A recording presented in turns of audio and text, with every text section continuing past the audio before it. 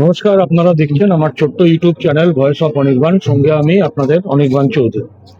আজকে এই বইমেলায় এসে যাকে পেয়েছি আমাদের মধ্যে, আমার অত্যন্ত প্রিয়জন, আমার অভিভাবক, কলকাতা হাইকোর্ট এবং সুপ্রিম কোর্টের প্রখ্যাত আইনজীবী বিকাশ রঞ্জন ভট্টাচার্যকে আপনাকে আমাদের চ্যানেলে স্বাগত জানাই। এই সরকারটা পরিবর্তনের জন্য যে লড়াই, সেই লড়াইটা নিয়ে আপনি কি বলবেন? দেখুন, আজকের যুগে এই সময়ে ভারতবর্ষের এবং বিশেষ করে পশ্চিমবঙ্গের প্রতিটি মানুষের মুখ ধরাই হওয়া উচিত এই ধর্মীয় অন্ধত্বের বিরুদ্ধে। গোটা ভারতবর্ষকে আমরা ক্রমশ ধর্মীয় বিভাজনের মধ্যে ফেলে দিয়েছি এবং সেই ধর্মীয় বিভাজন সৃষ্টির নেতৃত্ব দিচ্ছেন মমতা বন্দ্যোপাধ্যায়। পশ্চিমবঙ্গের মাটিতে আমরা কেউ কল্পনা করতে পেরেছিলাম কখনো যে পশ্চিমবঙ্গের রাজনীতি তার ধর্মভিত্তিক হবে, ধর্মকেন্দ্রিক হবে, একদল একটি ধর্ম, আরেক দল আরেকটি ধর্ম। ক্রমশ যেন আমরা পিছিয়ে পড়ছি।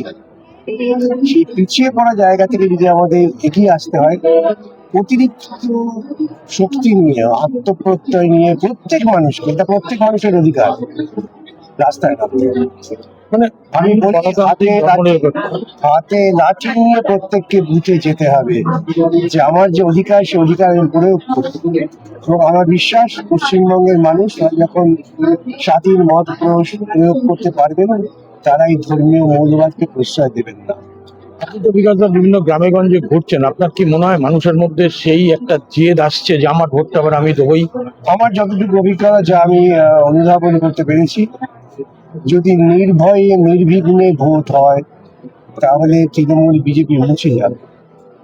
এবং সেই কারণেই ওরা এমন পরিবেশ তৈরি করছেন যেখানে নির্বিঘ্নে নির্ভয়ে ভোট হবে না। ওরা প্রতি মুহূর্তে দুটো দলই দাঙ্গার পরিস্থিতি তৈরি করছেন। যে কোনো মুহূর্তে একটা স্ফুলিঙ্গ থেকে কিন্তু দাঙ্গার দাবানল তৈরি করবে। একইভাবে পাশাপাশি কংগ্রেসের ব্যাপারে, কংগ্রেস তো এখনো সেভাবে কোনো সদুত্তর দিচ্ছে না, যদিও নির্বাচনটা এগিয়ে আসে। আপনার কি মনে হয় কংগ্রেসের সঙ্গে জোটটা হওয়া উচিত? আমি আবারও বলি, এটা আমি ধারাবাহিকভাবে বলে আসছি, আমার বাংলাকে যদি বাঁচাতে হয় এবং বাংলা বাঁচলে ভারতবর্ষ বাঁচবে। সমস্ত বাম গণতান্ত্রিক ধর্মনিরপেক্ষ শক্তিকে এক জায়গায় হতেই হবে। আপনারা লক্ষ্য করেছেন সাম্প্রতিককালে ইউজিসি যে বিধি করলো, যে বিধিটা অত্যন্ত প্রয়োজনীয় ছিল, তাও খানিকটা সংকুচিত ভাবে করেছে।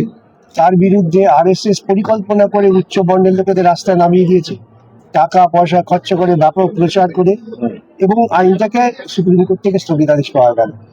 এটা যদি আমরা না বুঝি যে ভারতবর্ষের ব্রাহ্মণ্যবাদী শক্তি আরএসএস তারা যত সংগঠিত, আমরা কিন্তু অসংগঠিত হয়ে পড়ছি। সুতরাং আমাদের দায়িত্ব হচ্ছে কিন্তু বাংলার যে ঐতিহ্য আমি বলি যে রামমোহন বিদ্যাসাগর রবীন্দ্রনাথ তৈরি করেছিল, সেই ঐতিহ্যকে টিকিয়ে রাখতে গেলে আমাদের জোটবদ্ধ হতে হবে।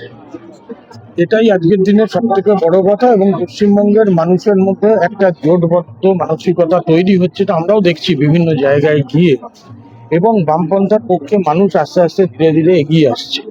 তো সেই জায়গায় দাঁড়িয়ে মানে বামপন্থার পক্ষে আরো বেশি মানুষকে আনার জন্য যতটা বামপন্থী দলগুলোর দায়িত্ব জ্ঞান হওয়া উচিত। তা ঠিক কথা বলেছেন, বামপন্থীদের দায়িত্ব। আমাদের ব্যর্থতার ফলেই তো ওরা জমি পেয়েছে, এই নিয়ে কোনো সন্দেহ অবকাশ নেই।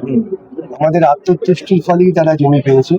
এখন আমাদের অনেক রক্তক্ষরণ হয়েছে, এবার রুখে দাঁড়াতে হবে। আত্মতুষ্টি নয়, মাঠে ময়দানে লড়াই, মাঠে ময়দানে লড়াই হচ্ছে, প্রতিটা ক্ষেত্রে লড়াই হচ্ছে মানুষের অধিকারকে পুনরুজ্জীবিত করার জন্য, বাংলার যে সম্মান, সেই সম্মানকে পুনরুদ্ধার করার জন্য। আজকে যারা বাংলাদেশের বসবাস করে, আমি বলছি পশ্চিমবঙ্গের কথা, আজ থেকে 10-12 বছর আগেও বাইরে গেলে লোকে সম্মানের সঙ্গে, শ্রদ্ধার সঙ্গে কথা বলতো, এখন গেলে ঠাট্টা করে কথা বলে।